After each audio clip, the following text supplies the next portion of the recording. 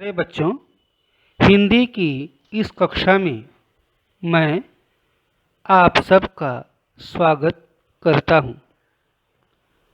बच्चों, आज हमारे अध्ययन और अध्यापन का विषय है आपकी पाठ्यपुस्तक में संकलित कविता सिंधु का जल, जिसके रचनाकार हैं अशोक चक्रधर। छात्रों, कविता का पठन पाठन करने से पूर्व हम इसके रचनाकार तथा कविता के मूल भाव को संक्षेप में जान लेते हैं। छात्रों, कवि अशोक चक्रधर जी का जन्म 8 फरवरी 1959 को खुर्जा, उत्तर प्रदेश में हुआ। बहुमुखी प्रतिभा के धनी अशोक चक्रधर जी ने कविता, हास्य व्यंग्य, निबंध, नाटक, बाल साहित्य, समीक्षा, अनुवाद, पटकथा आदि अनेक विधाओं में लेखन कार्य किया है। बच्चों, कविता सिंधु का जल नई कविता की श्रेणी में आती है। संवेदना के साथ मानवीय परिवेश को नए शिल्प में अभिव्यक्त करने वाली काव्यधारा नई कविता है।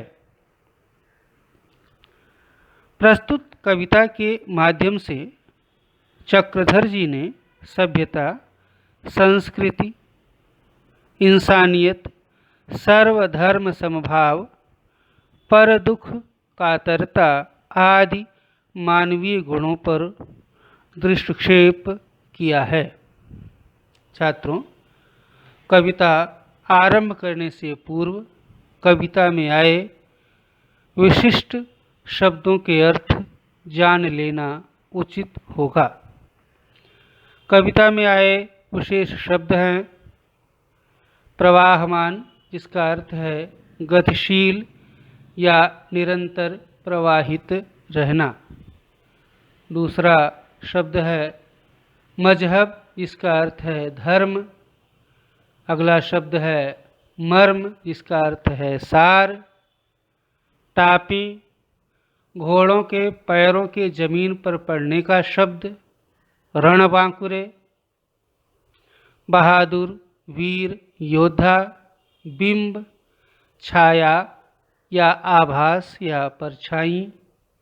इंदु, चंद्रमा। घाव धोना, मरहम पट्टी करना या लोगों का दुख दर्द कम करने का प्रयास करना। अगला शब्द है पहचान, प्रतीक, चिन्ह या निशान। गीली हलचल, अनेक प्रकार की संवेदनाओं से युक्त, क्योंकि नदी सबके प्रति कल्याण के भाव से भरी रहती है। वह किसी की मदद करने से पहले उसकी जाति, धर्म, मजहब नहीं पूछती। वह एक माँ के समान सबका कल्याण करती है, सबका दुख, दर्द, पीड़ा दूर करने का प्रयास करती है। छात्रों, अब हम काव्य पठन के साथ इसकी एक एक पंक्ति पढ़कर उसकी व्याख्या या सरल अर्थ और भाव समझने का प्रयास करेंगे। तो देखें कविता सिंधु का जल। सिंधु एक नदी है जो उत्तर पश्चिम भारत से निकलकर, हिमालय से निकलकर पंजाब से होती हुई पाकिस्तान तक जाती है।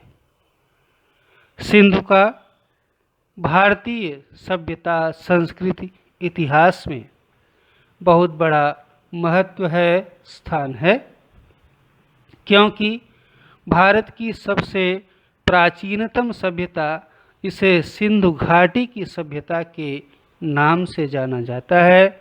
वह सिंधु नदी के तटों के आसपास ही विकसित हुई थी। अब हम कविता देखेंगे। कविता की प्रथम पंक्ति है, सतत प्रवाहमान सिंधु का जल। छात्रों, अगर हम ये कहें कि यह कविता जो है आत्मकथात्मक शैली में लिखी गई है तो कोई अतिशयोक्ति नहीं होगी, झूठी बात नहीं होगी। इस कविता में सिंधु का जल या सिंधु नदी स्वयं अपने बारे में कुछ कहती है, कुछ बताती है। क्या कह रही है या सिंधु का जल अपने बारे में, अपने संबंध में क्या बता रहा है, आप देखें। सतत प्रवाहमान, सतत मतलब होता है निरंतर या लगातार। प्रवाहमान मतलब होता है गतिशील या आगे बढ़ते रहना, प्रवाहित होते रहना। तो छात्रों, हम सब जानते हैं कि नदियों की विशेषता क्या है कि वे अपने उद्भव स्थान से, जहाँ से नदियों का उद्भव होता है, जहाँ से वो निकलती हैं, वहाँ से निकलकर वे निरंतर दिन रात 24 घंटे 12 महीनों 300 दिन वर्ष भर प्रवाहित होती रहती हैं, आगे ही बढ़ती रहती हैं। उनका जल कहीं पर एक स्थान पर स्थिर टिकता नहीं है, वह निरंतर आगे बढ़ता रहता है। और कह रहे हैं यही जीवन की पहचान है, पहचान चिन्ह या निशानी। मनुष्य के जीवित रहने की या उसके जीने की यह एक शर्त है, यह एक कसौटी है कि वह भी क्या है, नदियों की भांति निरंतर गतिशील रहे, प्रगतिशील रहे, सक्रिय रहे। मैं एक गीली हलचल हूँ। गीली हलचल का अर्थ बताया कि तमाम तरह की संवेदनाओं से परिपूर्ण, जिसमें अनेक प्रकार की संवेदनाएं हों, जिसमें लोगों का कष्ट, दुख, दर्द समझने का भाव हो। नदी सबकी पीड़ा को समझती है और सबकी पीड़ा को दूर करती है। वह एक माँ की भांति सबको अपना संतान समझते हुए सबका कल्याण करती है। मेरे स्वर में कलकल है, अर्थात स्वर में, आवाज़ में, ध्वनियों में क्या है, कलकल की मिठास है। मैं जल हूँ। सिंधु यानी सभ्यताओं का आदि बिंदु। यहाँ क्या बता रहे हैं, सिंधु मतलब सभ्यताओं का आदि बिंदु, अर्थात जो सभ्यताएं हैं, मानव सभ्यता का जो विकास हुआ, जहाँ से शुरुआत हुई, आरंभ हुआ, वह कहाँ से हुआ, सिंधु नदी के तटों से, सिंधु नदी के किनारों से या उसके आसपास के क्षेत्रों से ही हुआ। इसीलिए भारत की सबसे पुरानी जो सभ्यता है उसे सिंधु घाटी की सभ्यता के नाम से जाना जाता है, जो सिंधु नदी के आसपास के क्षेत्रों में विकसित हुई थी। यह सभ्यता भारत की ही नहीं बल्कि विश्व की प्राचीनतम सभ्यताओं में से एक है। आदि बिंदु मतलब आरंभ स्थान, जहाँ से मानव सभ्य होना सीखा, मानव समाज की संरचना हुई, लोगों ने ठीक तरह से रहना सीखा। मेरे ही किनारे पर संस्कृतियों ने सांस ली। संस्कृतियाँ अर्थात लोगों के रहन सहन का ढंग मेरे ही किनारों पर। छात्रों, हम सब जानते हैं कि हमारे देश के जितने भी बड़े शहर हैं, जितने भी बड़े मंदिर हैं, तीर्थ स्थान हैं, देवस्थान हैं, वे सब किसी न किसी नदी के तट पर ही स्थित हैं। बड़े पुराने शहर जो भारतीय सभ्यता संस्कृति के विकास में अपना महत्वपूर्ण स्थान रखते हैं, जो देश की आर्थिक विकास में औद्योगिक विकास में अपना महत्वपूर्ण स्थान रखते हैं, वे सब किसी न किसी नदी के तट पर ही स्थित हैं। संस्कृतियों ने सांस ली अर्थात संस्कृतियों का जन्म हुआ। मेरे ही तटों पर इंसानियत के यज्ञ हुए। इंसानियत अर्थात मानव मात्र के कल्याण की भावना, उसे हम क्या कहते हैं? इंसानियत के यज्ञ हुए अर्थात मनुष्य के कल्याण के लिए बड़े बड़े काम किए गए। गति कभी मंद न हुई मेरी। सिंधु का जल कह रहा है कि उसका जीवन बहुत लंबा है, दीर्घकालीन है। सैकड़ों वर्ष हो गए, चिरकाल से वह प्रवाहित हो रही है, बह रही है। उसका जल प्रवाहमान है, पर कभी वह थकती नहीं, कभी रुकती नहीं, कभी उसकी गति, उसकी चाल मंद मतलब धीमी नहीं होती, निरंतर उसी गति से लगातार बहती ही रहती है। गति में चंचल मेरी गति में, मेरे जल में चंचलता है। वह एक जगह कभी भी स्थिर नहीं रहता, निरंतर वह आगे बढ़ता जाता है, सक्रिय रहता है, क्रियाशील रहता है, प्रगतिशील रहता है, गतिशील रहता है। पर भावना में अचल हूँ। अचल स्थिर अर्थात मेरी भावना, मेरे विचार, मेरे कर्म, मेरे कर्तव्य, मेरी सोच अचल है, स्थिर है। वह कभी बदलती नहीं है। वर्षों पहले, सदियों पहले भी मैं मानव जाति का, मानव समाज का, जीव मात्र का कल्याण करती थी। आज भी मैं करती हूँ या कर रही हूँ। मैं सिंधु नदी का पावन मतलब पवित्र जल हूँ। मैं नहाने वालों से नहीं पूछती उनकी जाति, उनका धर्म, उनका मजहब। क्यों नहीं पूछती? कि वह केवल अपना कर्म करती है। नदी की दृष्टि में कोई छोटा नहीं है, कोई बड़ा नहीं है। उसकी दृष्टि में जाति मजहब का कोई अर्थ नहीं है। वह एक माँ की भांति समस्त मनुष्यों को समान मानती है और सबका अपने पुत्र की भांति कल्याण करती है। छात्रों, इस कविता से कवि अशोक चक्रधर जी ने हमें इन्हीं भावों को आत्मसात करने का संदेश दिया है। हम सब धर्म, मजहब, जाति, पंथ की परिधि या सीमाओं से मुक्त होकर के सभी मनुष्य को एक समान समझें, सबको एक समान माने, मनुष्य में भेदभाव न करें और सबके प्रति करुणा, दया, सेवा, सहयोग का भाव रखें।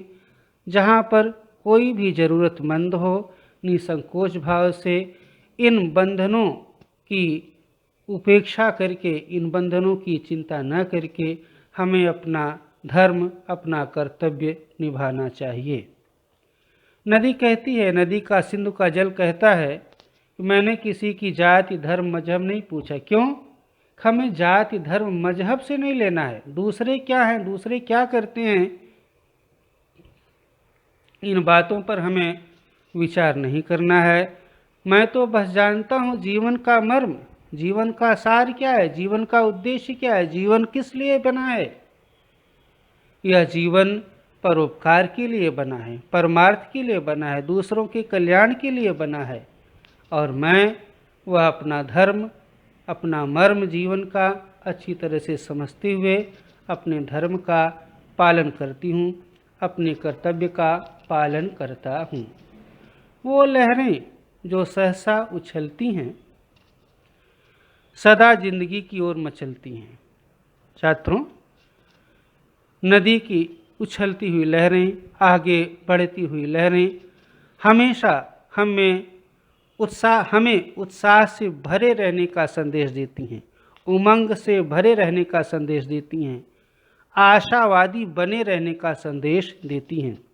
कभी भी हमें हताश निराश नहीं होना चाहिए, क्योंकि जब हमें आशा, उत्साह, उल्लास, उमंग रहता है, तभी हम अपने काम को, अपने कर्तव्य को ठीक तरह से, अपनी जिम्मेदारियों को अच्छी तरह से निभा सकते हैं।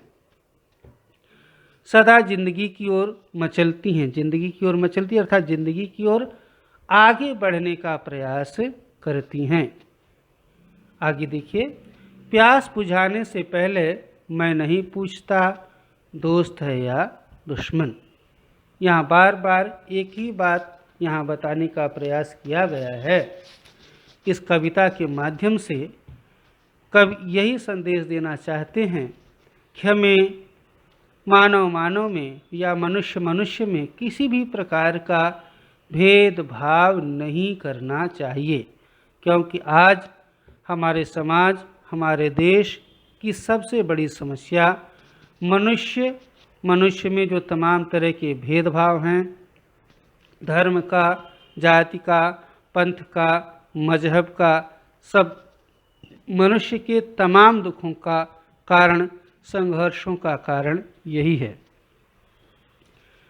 सिंधु का जल कहता है, प्यास बुझाने से पहले मैं नहीं पूछता दोस्त है या दुश्मन। मैल हटाने से पहले जब लोग नहाने आते हैं, नदियों में स्नान करने जाते हैं, तो वह किसी को मना नहीं करता, जाति धर्म का भेदभाव नहीं करता, वह सबकी सेवा करता है, सबको अपना जल प्रदान करता है। मैं तो सबका हूँ, कहते मैं तो सबका हूँ, मैं सबके लिए हूँ, सबकी मैं सेवा करता हूँ। और जी भर के पिए, जी भर के पिए मतलब जितना उन्हें चाहिए, जितना आवश्यक उनकी आवश्यकता है उतना ले जाएं। किसी भी प्रकार का कोई बंधन नहीं, प्रतिबंध नहीं, रोक टोक नहीं है।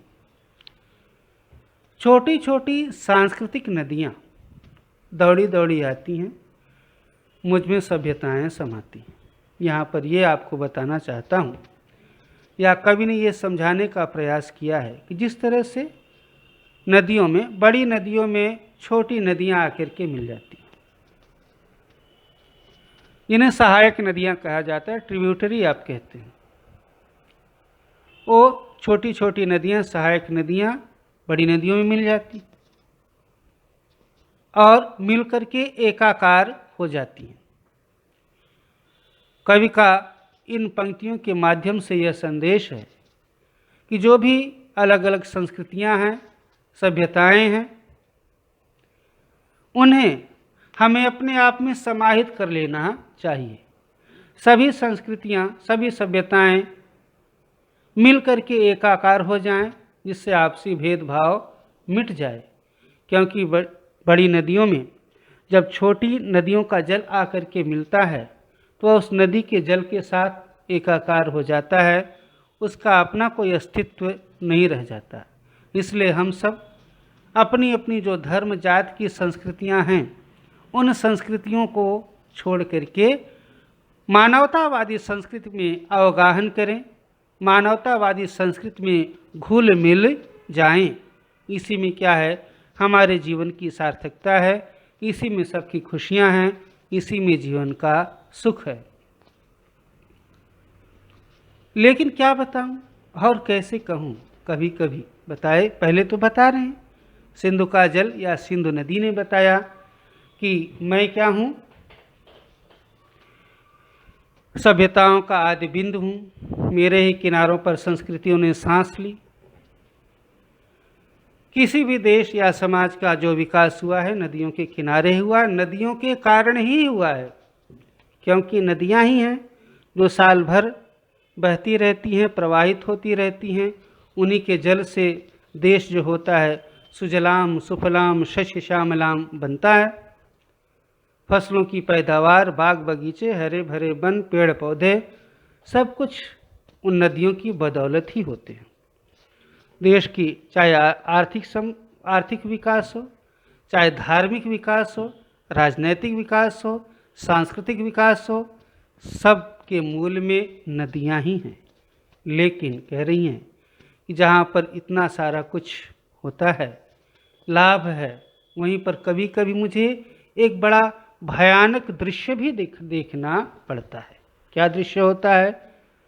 जब मनुष्य अपने स्वार्थों में अंधा होकर के, अपने बल ताकत के मद में मतवाला होकर के, अपनी महत्वाकांक्षा की पूर्ति के लिए युद्ध करता है, लड़ाई करता है। इस युद्ध लड़ाई में सैकड़ों हजारों लोगों की क्या है, जानें जाती हैं, तमाम लोग घायल हो जाते हैं, क्षत विक्षत हो जाते हैं, खून की नदियाँ बहती हैं।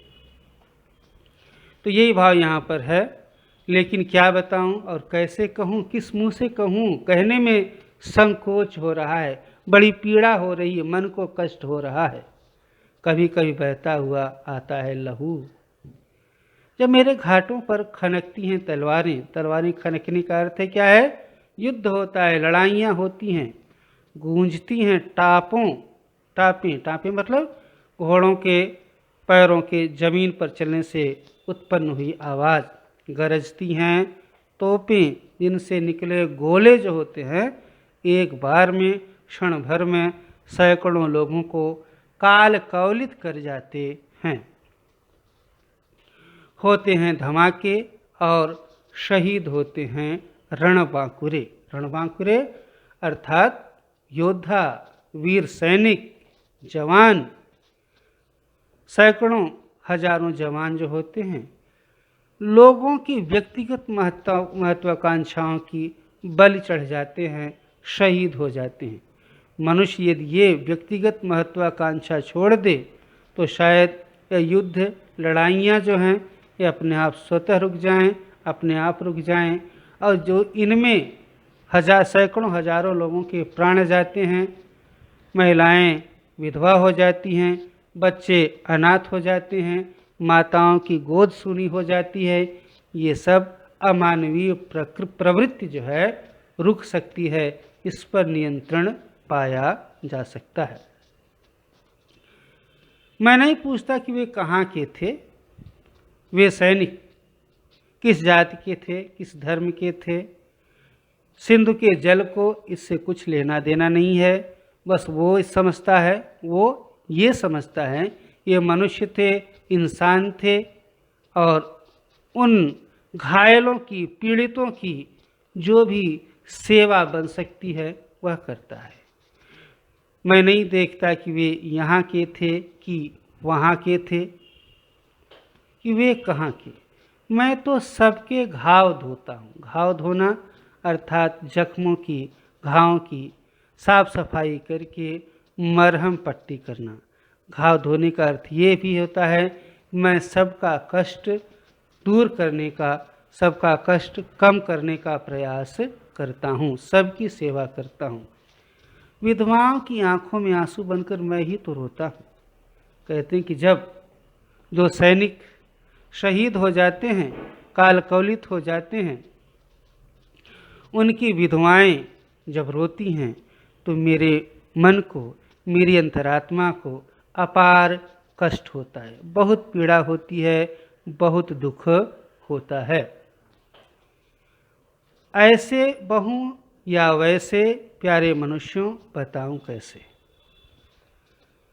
सिंधु का जल कहता है कि हे प्यारे मनुष्यों, मैं ऐसे बहूँ और वैसे बहूँ, चाहे जैसे भी बहूँ, लेकिन मैं अपना धर्म, अपना कर्तव्य, अपने जीवन का मर्म, अपने जीवन का उद्देश्य मैं कभी भूलता नहीं।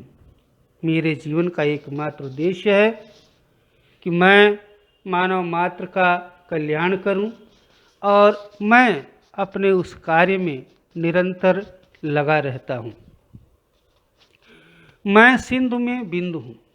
बताइए कि मैं सिंधु, इस संसार रूपी सागर में क्या है, एक बिंदु के समान हूँ। मेरा अस्तित्व बहुत ही छोटा है, बिंदु में सिंधु हूँ, लेकिन बताइए कि उस बिंदु में भी मैं सिंधु हूँ, मैं नदी हूँ।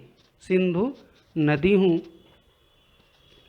और मैं छोटी होकर भी इस संसार की, मानव समाज की, मानव मात्र की, प्राणी मात्र की सेवा करती रहती हूँ। लहराते बिंबों में, बिंब मतलब होता है परछाइयाँ, झिलमिलाता इंदु हूँ, इंदु अर्थात चंद्रमा। कहती कि मैं चंद्रमा के समान हूँ। जिस तरह से चंद्रमा जो होता है अपनी शीतल सुखद चांदनी से, प्रकाश से सबको शांति देता है, सुख देता है, उसी तरह से मैं भी सबके जीवन का कष्ट दूर करके उनके जीवन में शांति लाती हूँ, खुशहाली लाती हूँ, शीतलता लाती हूँ या लाता हूँ। छात्रों, इस तरह से यह कविता जो है सिंधु का जल यहाँ समाप्त होती है। इस कविता का सार या मूल भाव एक बार फिर से हमें समझ लेना चाहिए कि नदी की भांति एक दोहा है, कबीरदास और रहीमदास की, दोनों की एक एक दोहा है। कबीरदास की दोहा है, वृक्ष कभो नहीं फल भखै, नदी न संचय नीर, परमारथ के कारणे साधुन धरा शरीर।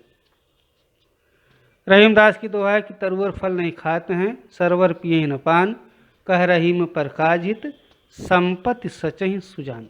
दोनों का भाव एक ही है कि नदियाँ न तो अपना जल स्वयं पीती हैं, न पेड़ों में वृक्षों में आए फल वे वृक्ष खुद खाते हैं, बल्कि नदियों का संपूर्ण जल लोगों के लिए होता है, परोपकार के लिए होता है, परमार्थ के लिए होता है, और वृक्षों के फल भी दूसरों के लिए ही होते हैं। इसी तरह से हम सबको भी निहित स्वार्थों की भावना से मुक्त होकर के नदी के जल की तरह परोपकारी बनना चाहिए। हम सबको सर्व धर्म, जो धार्मिक भेदभाव की बातें हैं या बुराइयां हैं, उनसे मुक्त होकर के सर्व धर्म समभाव का भाव स्वीकार करना चाहिए। जाति धर्म का, ऊंच नीच का भेदभाव न करके एकता के साथ रहना चाहिए। प्रत्येक मनुष्य के सुख दुख में सहभागी होकर के उसकी पीड़ा एवं खुशी को बढ़ाना चाहिए, पीड़ा को कम करना चाहिए और खुशी को बढ़ाना चाहिए।